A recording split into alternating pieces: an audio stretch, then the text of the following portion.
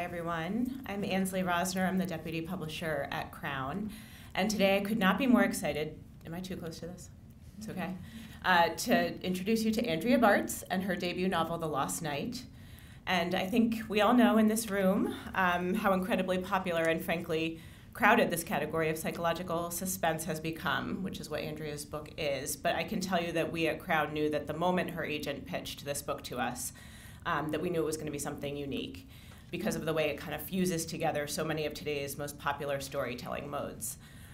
The Lost Night is a modern-day investigation of a long-resolved crime delivered by a damaged, unreliable narrator set against an endlessly compelling cauldron of toxic friendship and growing up and the glamour of hipster Brooklyn.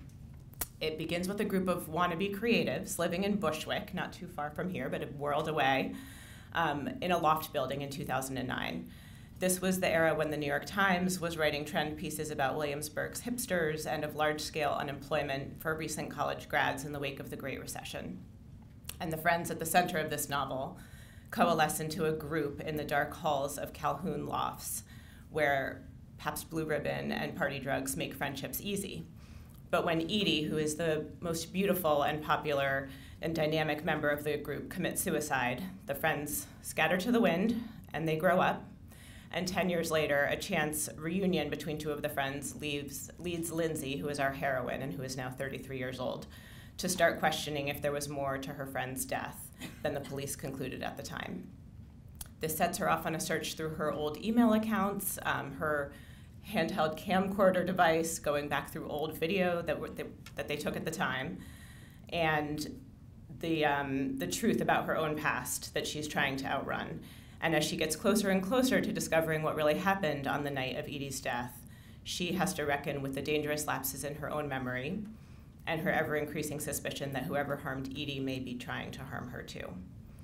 So in addition to being very page-turning and shocking with its ending, The Lost Night brilliantly captures that moment of being a 20-something in a big city when you're on your own for the first time and your friendship dramas and your relationship dramas feel crucial and everlasting and you feel kind of invincible.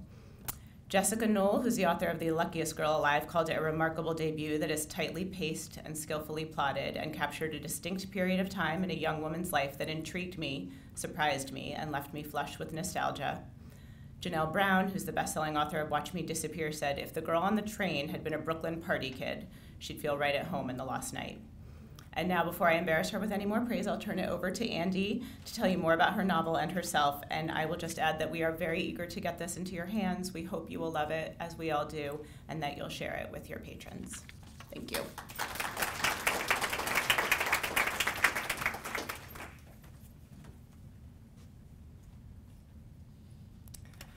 Hi. Thank you so much for that intro. That was really cool. It is such an honor to be here. Thank you so much for having me. I'd love to just take a second to acknowledge how incredible the vibes are here. Like, everyone's smiling at each other in the bathroom lines. I'm just loving everything about this, really. And I love libraries, and I love librarians. And growing up, you know, my local library was hugely important to me. My mom would take my sister and me about once a week, starting when I think I was 4 or 5, to the local library, and we would each bring a big tote bag that was about as big as we were, and it was like supermarket sweeps. We were like just grabbing everything we could. I don't know, there was no time pressure. I don't know why we were so eager, but we just were so excited by everything that we could sit down and read, and we would stuff our bags full and come back lugging them, and there was a huge basket in the living room that we would dump all our books into. And then we would basically chain read them throughout the week, one after another, the ones I had grabbed, the ones my sister had grabbed. And another reason, another connection I have with libraries is that my mom was a librarian, a volunteer librarian at my school when I was growing up. So a little backstory, my dad was very religious, my mom is not, and he won the school battle, and so my sister and myself went to, from kindergarten to 8th grade, went to a very parochial, extremely conservative Lutheran Missouri Synod, if anyone knows what that means, school. And just to give you some context, Harry Potter was not allowed because Harry Potter involved witchcraft, and that was Satan worship, and it was not allowed in the library. And my mother was involved in the school. She volunteered in the lunchroom. She volunteered in the library. And so it's really only now as an adult that I see that she kind of put 2 and 2 together and recognized, I might have lost the school battle, but I will win the war, and I am taking those girls to the library and showing them the world that way. So from my tiny little pocket of Wauwatosa, Wisconsin, that was sort of how I discovered the world. And from the time that I was young, I loved dark stuff. I'm one of those very happy, cheerful people with a very thick ribbon of darkness in me, apparently. So I loved Goosebumps, and then Fear Street, and Lois Duncan, and Christopher Pike, and I was reading all sorts of murdery things, probably when I was way too young. And so it was no surprise that as an adult, I'd always had a dream of being an author, and when I was thinking about what I wanted to write, before I had any idea, I knew the genre. I knew that I wanted it to be a mystery thriller. And so I started writing this about 4 years ago. I was the ripe old age of 28, which apparently is old enough to be nostalgic, because at 28, I was thinking back to when I was 23, all of 5 years before, but I was remembering being 23 in 2009 in New York City. And remember how crazy 2009 was?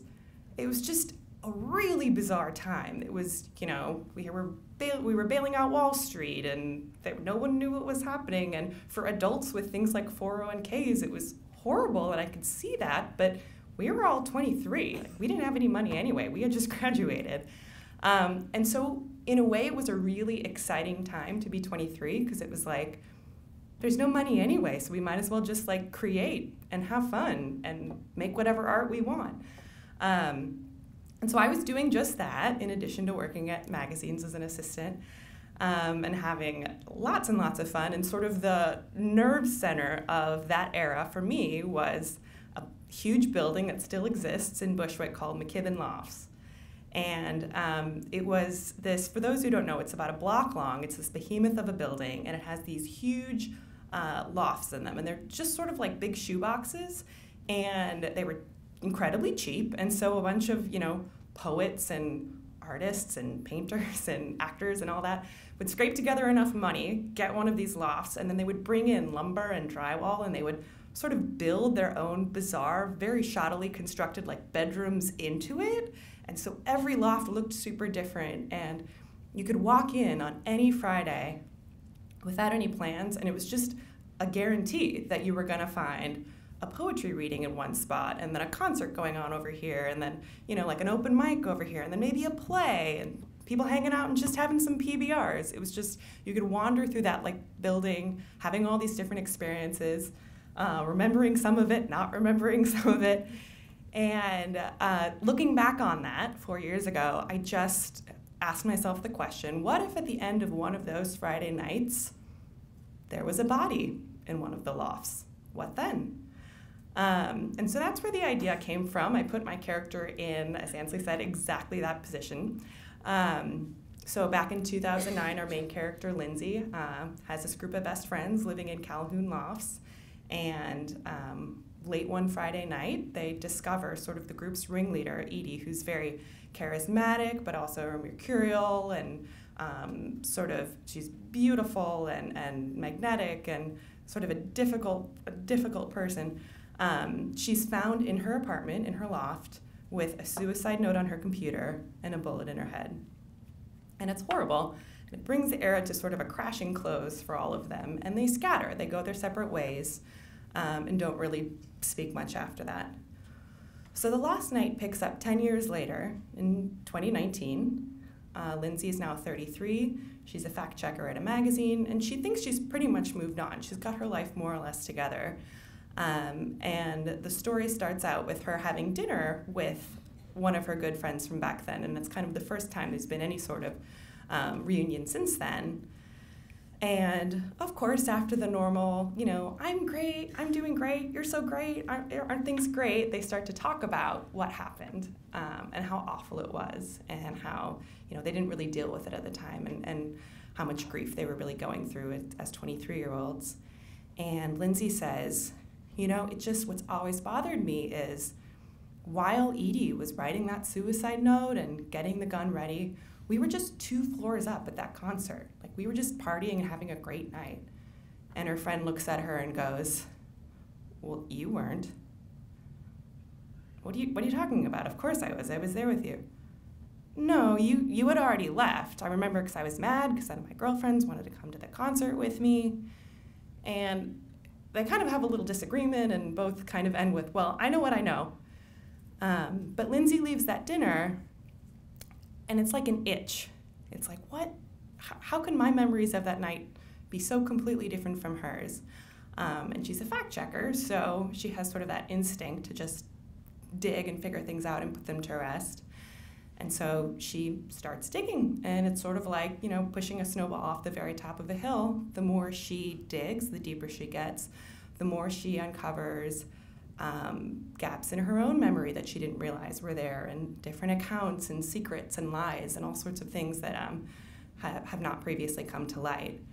And something I wanted to mention is that Lindsay, in 2019, her best friend and sort of sidekick is a librarian. And that was very much by design because one of my best friends is a librarian. She got her MLS at Pratt Institute, and now she's an archivist at the University of Minnesota. But damn if she's not really, really good at research. And I'm a journalist. I think I'm pretty good at figuring things out, but this friend, like, puts me to shame with her ability to dig things up and find things, and also what I call digital lock picking. So I'll be like, how on earth are we going to pull something off that hard drive that no longer connects? And she's like, I got it. While you were asking that question, I took care of it for you. So in homage to your incredible ability to really dig, I knew I needed a sidekick like that who could help out my journalist, and that was done out of love. So yeah, The Lost Night is really meant to be an exploration of memory and of identity. And, you know, if we think of our memories as who we are, then who are we when we're not totally sure of our own memories? And I think in interesting ways that's become a really interesting question in the last year. We have a Supreme Court justice who has his own lost night, and it's been other ways it's sort of come up. And I think one really important thing that Lindsay keeps her eyes on the entire time, and that I think is an important message, is that we can all have different interpretations, but truth is truth and facts are facts. And so that was just something I wanted to explore in what's hopefully a very fun and twisty thriller. So thank you so much.